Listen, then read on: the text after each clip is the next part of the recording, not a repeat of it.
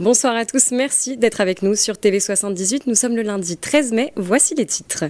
Des investissements exceptionnels à hauteur de 15 milliards d'euros. Pour sa 7e édition, le sommet Choose France s'achève ce soir au château de Versailles. Cette année encore, la France souhaite réaffirmer son attractivité. Toute la journée, le président de la République a rencontré des investisseurs étrangers. Au total, 56 projets ont été retenus. Nous ferons le point sur ce sommet exceptionnel en début d'édition. Du soleil et des températures quasi estivales, le beau temps a fait son retour pour le week-end de l'Ascension. Parc, île de loisirs ou encore terrasse de restaurants, vous étiez nombreux à profiter d'activités en plein air durant ce long week-end. Puis comme chaque lundi, du sport dans votre 7-8. Cette semaine, nous vous faisons découvrir une discipline insolite. Un championnat régional de sabre laser était organisé dimanche à Montigny-le-Bretonneux. Si la discipline peut faire sourire, depuis 2018, ce sport de combat est affilié à la Fédération française d'escrime. Enfin, il est l'un des clubs les plus emblématiques du football américain dans les Yvelines. Situé à Elancourt, les Templiers font partie du paysage sportif yvelinois depuis 1986. Alors que la saison s'achève, nous ferons le bilan. Le club a connu quelques difficultés cette saison. Nous ferons également le point sur les objectifs à atteindre en deuxième partie d'émission. Voilà pour le programme. Avec moi en plateau, Clara de Frutos, bonsoir. Bonsoir. Vous allez nous faire un point dans quelques instants sur le sommet Choose France. Avec nous également Grégory Canalé, bonsoir. Bonsoir Gabriel, bonsoir Clara. On va faire le point avec vous sur les résultats sportifs du week-end. Quel est le programme ce soir ? On va parler de l'entrée en lice réussie pour plaisir dans la phase finale de Fédéral 2, c'est du rugby. Et je vous donnerai des petites nouvelles d'Arthur Rinderknecht, le tennisman yvelinois, qui est toujours en lice pour décrocher un billet pour Paris 2024. Eh bien, vous restez avec nous, ce sera en deuxième partie d'émission.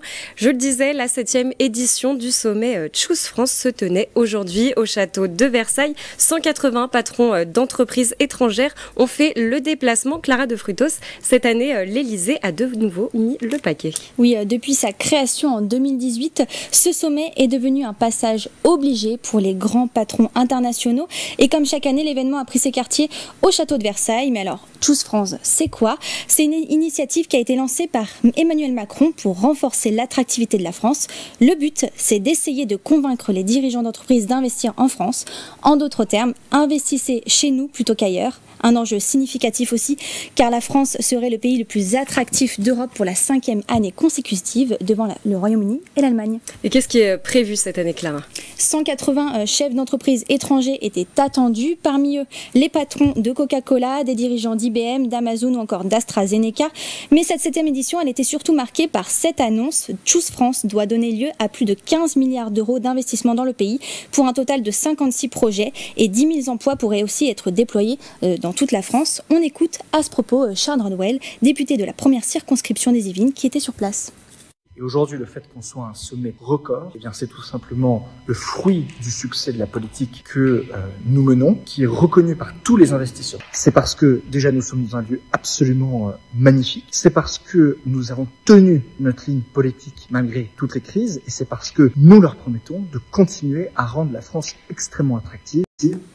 3 domaines d'investissement sortent du lot, l'intelligence artificielle, la décarbonisation et la santé. Dimanche, l'Élysée a par exemple déclaré que le géant américain Amazon allait investir 1,2 milliard d'euros avec 3000 emplois à la clé. Puis, il y a l'investissement record de Microsoft qui a également été annoncé. 4 milliards d'euros seront mis sur la table pour développer des data centers. C'est l'investissement le plus important jamais réalisé en France par Microsoft.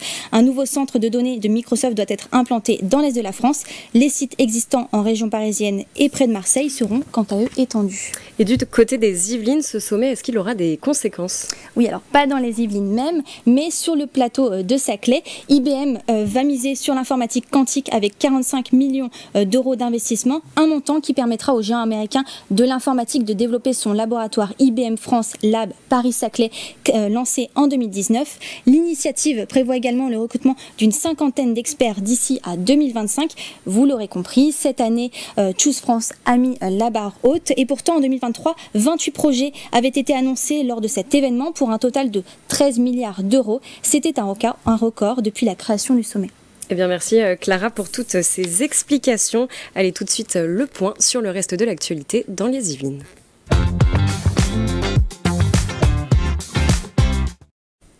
C'est avec vous, Grégory Canalet. On commence avec cette information. l'A13 a rouvert partiellement dans le sens province-Paris à 11h ce vendredi 10 mai. Ce n'est pas encore pour autant la fin du calvaire pour les automobilistes. Une seule voie de circulation est pour le moment accessible aux véhicules légers. Les poids lourds de plus de 3,5 tonnes et les véhicules d'un gabarit supérieur à 3 mètres de haut sont toujours interdits. Et la réouverture se fait non sans difficulté. Ce lundi à 10h30, le temps de parcours entre Rocancourt et Porte d'Auteuil était de 55 minutes contre 13 habituellement. Pour rappel, le 18 avril dernier, une fissure de 80 cm sur la chaussée à hauteur de Saint-Cloud avait engendré la fermeture d'un tronçon entre le boulevard périphérique parisien et l'A86. Et justement, du côté de l'A86, sens intérieur vers la nationale 12, sens province, la circulation était aussi saturée ce matin. Et ce à cause d'un accident impliquant un poids lourd sur la nationale 12 à hauteur de Versailles aux alentours de 7h40. La patience était de mise pour réaliser les 13 km seulement qui séparent Fresnes dans le Val-de-Marne du pont Colbert à Jouan-en-Josas. Il a fallu jusqu'à 2h15 pour relier ces deux points au lieu de 10 minutes en temps normal. Je crois que vous avez dû faire preuve de patience ce matin. Oui, il a fallu prendre mon mal en patience ce matin, c'était dur. La flamme olympique poursuit son itinéraire, Grégory, à travers la France. Elle est passée aujourd'hui par le viaduc de Millau. Dans notre département, elle se présente le 23 juillet prochain et un nouveau nom a été annoncé. Le centre hospitalier de Versailles vient de révéler qu'une de ses membres, le docteur Françoise Bouteau, fera partie des porteurs de la flamme. Cette médecin du SAMU SMUR et anesthésiste a été sélectionnée car elle incarne, je cite, le dévouement et l'excellence selon le centre hospitalier. 182 agents publics vont être amenés à porter la flamme jusqu'à la cérémonie d'ouverture de Paris 2024 le 26 juillet prochain. Cette information maintenant, une Yvelinoise poursuit la compétition The Voice sur TF1. L'ancienne habitante de Poissy, Adnae Engeng, a décroché sa place en demi-finale samedi soir pour la 13e saison du célèbre télécrochet. Elle était opposée à Maëva Belloc, une habitante du Val d'Oise. Adnae, 32 ans, a obtenu 54,3% des votes du public face à sa concurrente. Une place décrochée grâce à son interprétation de la chanson Mon amour de Slimane. Ça vous dit quelque chose, Clara? On l'a pas mal entendu ce week-end. Non, ça vous dit? Non, c'était le titre qui représentait la France à l'Eurovision ce week-end. Slimane a terminé à la 4e place avec ce titre. Un autre spectacle saisissant dans le ciel yvelinois ce week-end. Le temps dégagé de ces derniers jours a permis de dévoiler une voûte céleste sublimée. Regardez, c'est superbe. Des aurores boréales se sont produites, éclairant le ciel du département d'un dégradé de violet et de bleu. Ce phénomène rare lié au soleil s'explique par l'interaction entre les particules chargées du vent solaire et la haute atmosphère. Sur sa page Twitter, le conseiller municipal de Rambouillet, David Jutier, a partagé cette image capturée depuis Mitainville dans la nuit de vendredi à samedi. Côté ciel, toujours, le week-end était estival dans les Yvelines, mais les conditions météorologiques se sont dégradées ce dimanche après-midi. Oui, le ciel était menaçant hier dans le département avec d'importantes chutes de grêle. Sur ces images Twitter capturées à Vélizy-Villacoublay, de forts orages et des rafales se sont aussi fait ressentir. Météo France avait d'ailleurs placé le département en vigilance jaune orage ce dimanche entre midi et minuit. Fort heureusement, aucun dégât n'a été recensé dans les Yvelines. Eh bien, merci Grégory. Et avant ce dimanche orageux, le beau temps était de retour dans les Yvelines pendant le long week-end de l'Ascension. De nombreux Yvelinois ont pu profiter d'une configuration insolite, 2 jours fériés consécutifs la semaine dernière. L'occasion de se promener au grand air, de déjeuner en terrasse ou de sortir les barbecues. Reportage à Guyancourt, Montigny-le-Bretonneux et Trappes de Grégory Canalet. Un thermomètre qui a grimpé jusqu'à 26 degrés. Après un début de printemps morose, le soleil était attendu de pied ferme dans le département. C'est super, c'est bibiche, nickel. Pendant le long week-end du 8 mai et de l'Ascension, les Yvelinois en ont donc profité, comme ces étudiants de l'UVSQ venus pique-niquer dans ce parc à Guyancourt. En plus, il y a les partiels en ce moment, donc ça va, ça fait du bien. On vit tous dans le déni, donc c'est pas mal. Dans les allées de ce centre commercial à Montigny-le-Bretonneux, c'est la terrasse de cette brasserie qui a été prisée. Ah ouais, c'est trop bien. C'est trop bien, du coup on en a profité. Terrasse, petit verre de vin et on profite du soleil. L'occasion pour certains de bien terminer un week-end de tourisme dans les Yvelines. On était venus en week-end pour voir le petit frère qui a déménagé ici. Donc on est venu, on a profité, on a visité un peu la région. Très jolie région d'ailleurs. On a été au France Miniature et après on a été aux Eaux de Thoiry pour faire le safari et la visite du parc. On finit bien en beauté avec un bon repas pour bien repartir pour la semaine. Le retour du beau temps était aussi espéré par les commerçants. Ce week-end a été particulièrement attractif puisque c'était un long week-end. C'était l'occasion de pouvoir avoir du monde, visiteurs externes, puisqu'on a eu des étrangers également. C'est comme si on était en vacances là. On est en vacances, mais nous on travaille avec une mesure plutôt sereine et plutôt dans la joie et dans la bonne humeur. Autre lieu plébiscité ce week-end, l'île de loisirs de Saint-Quentin en Yvelines. À l'entrée de la base, une longue file d'attente de voitures pour accéder à cet écrin de verdure. Une balade au bord du plan d'eau, une partie de pétanque ou le plus traditionnel barbecue en famille ou entre amis. Les choix étaient nombreux. Profiter au maximum d'être à l'extérieur et faire de la fumée, qu'il y ait de la fumée, que ça sorte la saucisse, les merguez plutôt. Et voilà, quoi, profiter parce que, comme je vous dis, ça faisait au moins 2-3 mois. On a eu super pluvieux avril, mars, tout ça, on n'en pouvait plus, donc on attendait avec impatience les vieux jours. Mais la joie a été de courte durée, des orages ont animé la journée de dimanche dans les Yvelines et de la pluie est annoncée pour tout le reste de la semaine.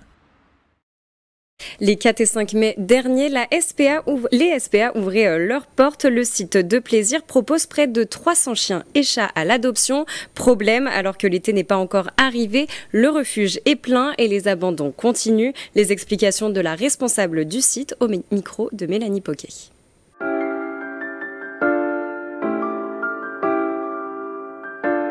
On est submergé, les refuges n'arrivent pas à tenir la cadence des abandons, alors qu'on n'est pas encore en période estivale. Donc c'est important aussi de sensibiliser le jeune public et leurs parents à la notion d'adoption responsable.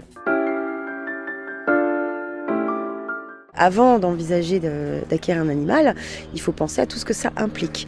Donc un animal va nous demander du temps, donc une certaine disponibilité, va nous demander un minimum de moyens financiers pour pouvoir subvenir déjà à ses besoins de base, son alimentation, les soins réguliers chez le vétérinaire comme les vaccins, les vermifuges, et puis aussi prévoir les imprévus.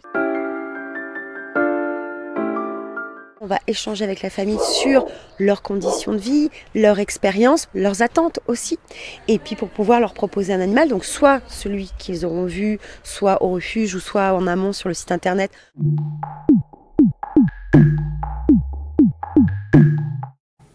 Allez, c'est l'heure d'ouvrir une page sport dans votre 7-8.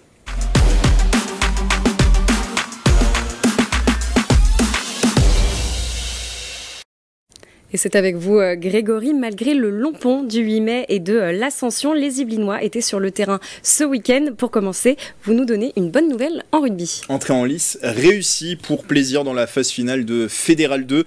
Une victoire à l'extérieur, c'était hier contre Lormont en 16e de finale aller. Le score final 21-16. Le match retour est programmé à la maison ce dimanche. Les Plaisirois n'ont jamais été aussi proches d'une montée historique en Fédéral 1. Pour ce faire, ils doivent atteindre au moins les quarts de finale. Vous avez fait le calcul, Gabriel, il faudra donc franchir ce tour et également le suivant pour valider le ticket pour la division supérieure. On est bien sûr tous derrière eux. En football, bientôt la fin du championnat pour le FC Versailles. Avec l'avant-dernière journée de National, les Versaillais disputaient vendredi leur ultime rencontre de la saison à domicile et ils terminent sur une défaite 1-0 contre Gol FC. Malik Lopi a inscrit l'unique but à la 50e minute de jeu. Pas suffisant pour le club de la région lyonnaise, 15e au classement, qui est officiellement relégué en National 2. Versailles, de son côté, avait déjà confirmé son maintien lors du match précédent. La 34e et dernière journée de National se tient samedi prochain. Les Yvelinois se déplacent à Sochaux. Et le FC Versailles a profité de son dernier match au stade Jean-Bouin pour rendre hommage à l'un de ses joueurs. Oui, Jeremaine Lens, 36 ans, va raccrocher les crampons à la fin de la saison. L'ex-international néerlandais laisse derrière lui une très belle carrière passé par le PSV Eindhoven, Sunderland, le Beşiktaş Istanbul ou encore le Dynamo Kiev. Il a remporté notamment un championnat des Pays-Bas et un championnat d'Ukraine. Il compte 34 sélections pour 8 buts avec les Pays-Bas. L'attaquant a même disputé 4 matchs lors de la Coupe du Monde 2014 au Brésil où sa nation avait terminé à la 3e place. Lens avait rejoint le FC Versailles à l'été 2022. En tennis, vous nous donnez des nouvelles d'Arthur Rinderknecht. Et je suis au regret de vous annoncer à Gabriel qu'elles ne sont pas bonnes. Le Saint-Germanois a été éliminé dès le premier tour du Masters 1000 de Rome mercredi dernier face au 73e mondial, pourtant le 240e au classement ATP, Francesco Passaro. Voilà, j'ai voulu placer l'accent italien. Rinderknecht a même eu 3 balles de match. Dommage, victoire de l'Italien en 3-7, 6-7, 7-5, 7-6. Vous voulez du positif tout de même, un petit peu, Gabriel? Ouais, eh bien, Arthur Hinderknecht est toujours en course pour décrocher un billet pour les JO de Paris 2024 pour empocher la 4e place dans la délégation française. Il est en concurrence pour le moment avec Arthur Cazot, 69e mondial, et Corentin Moutet, 76e. C'est le classement ATP qui va faire foi pour déterminer qui ira aux JO, et vous voyez que c'est très serré. En handball féminin, ça repart pour Montigny-le-Bretonneux. Les Igny-Montaigne restaient sur 3 défaites d'affilée en National 2. Elles ont mis fin à cette série négative samedi en s'imposant à domicile face à l'élite valdoise, la lanterne rouge au classement. Un succès 40-25. Les joueuses yvelinoises sont 9e sur 12 de la poule 4. Il reste une dernière journée à l'extérieur contre Céris Val d'Europe. Ce sera le 25 mai prochain. On poursuit Grégory avec de la voile. La mythique Transat anglaise, appelée aussi aujourd'hui la Transat CIC, se déroule en ce moment. Il s'agit d'une course en solitaire qui relie Lorient à New York. Nos 2 Yvelinois en lice ont achevé la traversée il y a quelques jours. Le Ramboulitain Louis Burton termine dans le top 10 en IMOCA. Le skipper Bureau Vallée a franchi la ligne d'arrivée à la 9e place après un duel intense avec Damien Séguin. Il est arrivé mardi dernier après 9 jours, 4 heures, 37 minutes et 38 secondes de traversée. Louis Burton que l'on retrouvera à la fin de l'année au départ du Vendée Globe aux côtés d'Éric Bellion. Alors ils seront concurrents sur ce Vendée Globe, mais grâce à sa 20e place sur la Transat anglaise, le Versaillais, donc Éric Bellion de Stand As One, a validé aussi définitivement sa participation à la 10e édition du Tour du Monde à la voile. Éric Bellion est arrivé jeudi dernier dans la soirée après 11 jours, 9 heures, 1 minute et 7 secondes en mer, c'est très précis. On termine ces actualités sportives, Grégory, avec une discipline originelle. Il y a bien longtemps, dans une galaxie lointaine, Gabriel, très lointaine, l'Académie de sabre laser de Saint-Quentin en Yvelines invita à embarquer dans une aventure spatiale. Ce dimanche, un championnat régional de sabre laser était organisé par l'association, l'occasion de faire découvrir au grand public ce sport de combat encore méconnu. Le reportage de Clara de Frutos. Vous en avez sûrement rêvé ? Eux ont sauté le pas. Dimanche 12 mai, 28 combattants s'affrontaient lors du championnat régional de sabre laser à Montigny-le-Bretonneux. Cette journée était organisée par l'Académie de sabre laser de Saint-Quentin en Yvelines, une première pour l'association qui a été créée en 2016. Il y a plusieurs pratiques dans le sabre laser déjà de base. Il y a le combat sportif, ce que vous allez voir aujourd'hui, où le principe est de toucher son adversaire et marquer le plus de points, 3, 2 ou 5 points selon l'endroit où on touche. C'est un match en 3 minutes où il faut marquer 15 points. Ce sport de combat est affilié à la Fédération française d'escrime depuis 2018. Il s'agit donc de la 4e arme de l'escrime française, après le fleuret, le sabre et l'épée. J'ai voulu un art martial armé qui changeait finalement de l'escrime, qui est très linéaire, quelque chose de très dynamique, dans un univers aussi qui est très intéressant, que je connais depuis l'enfance. Le côté un peu artistique, c'est un coup après l'autre, un peu comme le ping-pong finalement.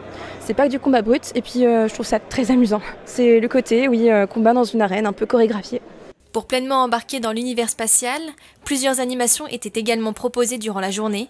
Une initiation avec des sabres en mousse, une exposition de Lego Star Wars présentée par l'association Breezy, ou encore des livres autour de Star Wars présentés par le Pavé du Canal. C'est super, il y a plein d'activités. En plus, là, l'initiation pour les enfants, ça permet aussi de découvrir, de se défouler aussi un petit peu.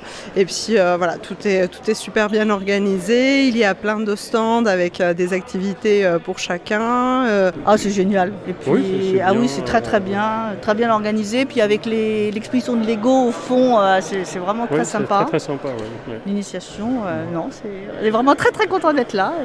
Les gagnants du championnat régional auront l'honneur de défendre les couleurs de l'Académie lors du tournoi national en 2025. Prochain rendez-vous pour les amateurs de sabre laser, le 8 et le 9 juin prochain aux arènes de Metz pour le 2e championnat de France. C'est bientôt l'heure de l'invité du 7-8, mais avant, jetons un coup d'œil à la météo de demain.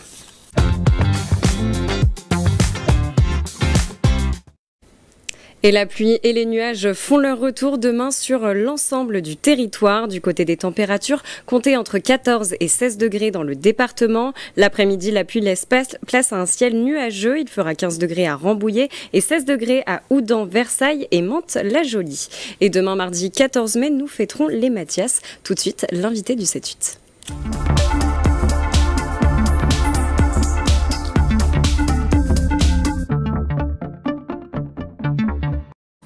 Et on va parler de foot US maintenant dans votre 7-8. La saison s'achève pour les Templiers d'Elancourt et le bilan est mitigé pour les joueurs qui évoluent au complexe sportif Europe puisqu'ils terminent la saison en bas du classement avec 2 victoires et 6 défaites au cours de la saison.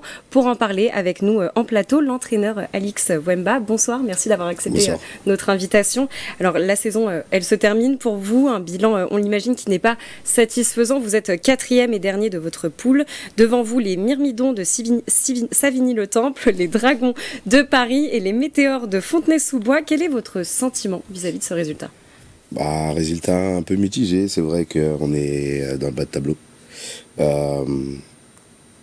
Par rapport aux équipes qu'on a rencontrées cette année, je pense que on partait déjà avec, on va dire, un petit pas de retrait, sachant l'effectif qu'on avait et sachant que c'est des équipes qui sont habituées du championnat et qui ont des habitudes dans ce championnat et des routines que nous n'avons pas, étant donné que nous avons quand même beaucoup de nouveaux joueurs et que, comme d'habitude, depuis 2-3 ans, on est obligé de se renouveler et de remettre en place tout le système de jeu.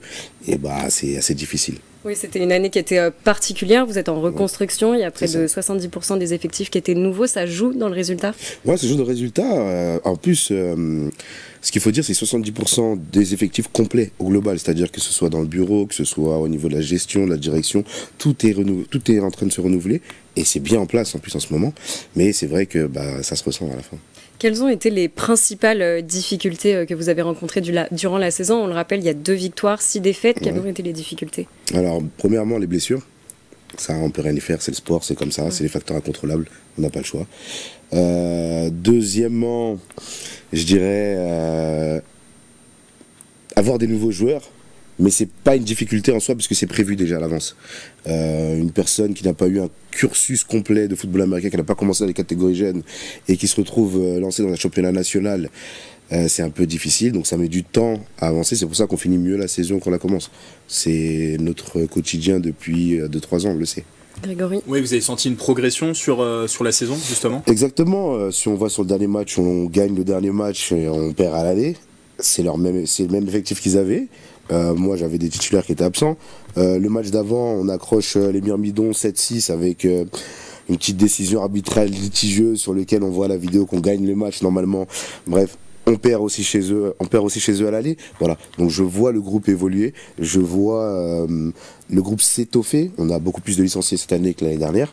Par contre, le but maintenant, c'est est-ce que je vais conserver mes joueurs ? C'est toujours pareil.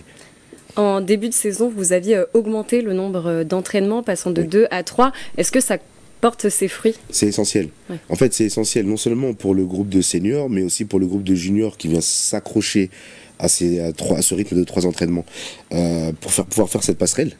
Pour qu'on puisse nous gagner du temps, vu que, comme on vous dit, on a beaucoup de nouveaux, donc on a obligé de faire plus d'entraînement, leur donner plus de football, ils ont du retard, ils n'ont pas commencé en petite catégorie, et ça permet de voir d'autres aspects, de la vidéo, des corrections de tableau, de prendre beaucoup plus de temps sur certaines phases de jeu. Un joueur lambda amateur qui joue dans un championnat national de haut niveau a peut-être tendance des fois à squeezer à l'entraînement. Donc il n'en reste qu'un seul. Si on passe à 3, il en fera 2, voire 2,5, voire 3 régulièrement. Il prendra ce rythme d'habitude. Et ça, on veut le mettre depuis très tôt. C'est pour ça que c'est fait pour les seniors, mais aussi pour les juniors, pour que toute cette façon de travailler prenne, en fait. Ça donne plus d'occasion d'intégrer les jeunes, Exactement. Moi, sur le dernier match qu'on joue, j'ai 1, 2, 3, peut-être 4 ou 5 U19 surclassés. Que je donne le temps de jeu, je les fais rentrer, je leur fais participer et je les fais rentrer dans le moule. Quand moi je jouais, c'est comme ça que j'ai intégré aussi l'équipe. Je suis arrivé en U19 et j'ai demandé le surclassement pour pouvoir intégrer le groupe senior et ça permet de faire une bonne passerelle. Parce que l'objectif des Templiers, c'est ça, avant tout, c'est la formation pour que les jeunes intègrent le groupe senior. Exactement. En fait, on est sur de la formation essentiellement. On n'a plus les prétentions de l'époque, on n'a plus les moyens financiers d'aller chercher des joueurs de très haut niveau et on sait que ça va passer par de la formation et on sait le faire.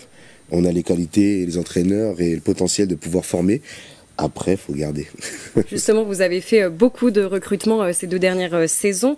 Est-ce qu'il va y avoir des départs pour la saison prochaine qui vont vous handicaper? Est-ce qu'il y a des arrivées aussi? Alors, les départs, c'est inévitable. Parce que du coup, on vient vous les chercher, ces jeunes. Exactement. Moi, j'en ai peut-être 1 ou 2 qui pensent peut-être à l'étranger. J'en ai 1 ou 2 qui ont déjà commencé à passer des tests chez, par exemple, les Mousquetaires de Paris. Voilà. Ils ont des envies d'aller voir ailleurs. Ils ont des envies de première division, en deuxième division. C'est normal. N'importe quel joueur veut jouer au plus haut niveau. Maintenant, nous, par amour du club, on reste. On reste. C'est ça vous inspire de la fierté ou il y a de la frustration quand même de ne pas réussir à les garder? C'est les deux. C'est les deux parce que de loin, nous, on suit nos joueurs qui sont ailleurs. En ce moment, actuellement, je pense que je dois avoir une dizaine de joueurs, voire un peu plus, qui sont un peu partout. On les suit. Ils nous donnent des nouvelles. On est content. Nous, on attend à quel moment ils reviennent. On attend qu'ils reviennent. Si on monte en première division d'ici quelques années et qu'ils sont encore là, on aimerait les récupérer. Si demain, n'importe quel joueur qui joue au haut niveau n'ira pas descendre en dessous, c'est le chemin, en fait. Au niveau des recrutements, des recrues américaines peut-être pour la saison prochaine? Alors, c'est économique, en fait. On le sait tous, c'est économique. On fait un sport amateur de haut niveau. Pour pouvoir recruter, il faut avoir les moyens de pouvoir recruter, que ce soit des moyens financiers, logistiques. Et actuellement, en l'état des choses, c'est pas possible. C'est pas possible. Je vais pas vous vendre la mèche, je vais pas vous mentir, c'est pas possible. Moi, je préfère miser sur ce que j'ai dans mes mains. Je préfère miser sur les jeunes qu'on est en train de travailler, qu'on est en train de formater, qu'on enverra en formation même durant cet été, plutôt que de miser sur un étranger où je ne suis pas sûr d'avoir la logistique pour le gérer toute l'année. Il faut se dire les choses concrètement. Justement, avec vos groupes actuels, quels sont les objectifs pour la saison prochaine? Comme d'habitude, déjà, se maintenir dans ce championnat de deuxième division, essayer d'aller accrocher du haut de tableau, pas forcément des playoffs hautes, mais toujours rester soit à la moitié, soit au-dessus. Performer. Dans la performance, on entend victoire parce qu'on est un sport de compétition, mais on entend surtout aussi être un meilleur athlète, être un meilleur joueur. Et pour nous, garder ses meilleurs athlètes et ses meilleurs joueurs. Viser la D1, c'est voir trop aujourd'hui. Il faut se stabiliser Aujourd'hui, viser la D1, c'est pas un objectif en soi, c'est pas une finalité. Nous, aujourd'hui, c'est créer un groupe constant et périn. C'est ça, en fait. Créer un groupe constant et périn. Faire du local. Faire du local, développer des jeunes, s'attarder sur les catégories flag, les catégories cadets, juniors, les former pour que eux s'imprègnent de ce que nous, on a vécu pour qu'ils restent dans le club. Et c'est comme ça qu'on pourra reparler de D1, de projets à long terme. Si on parle de première division, pour moi, c'est 3-4 ans. Une fois que j'ai bien pérennisé, peut-être que je ne serai même plus là. Une fois que j'ai fait tout ça, je ne serai plus là peut-être. Eh bien, merci Alix Wemba d'avoir accepté notre invitation. Je le rappelle, vous êtes entraîneur au sein du club des Templiers d'Elancourt. On vous souhaite une belle prochaine saison qu'on suivra sur TV78. Merci beaucoup. C'est déjà la fin de cette édition. Merci pour votre fidélité. Demain à l'édition, vous retrouverez Grégory Canalier. Très belle soirée sur TV78.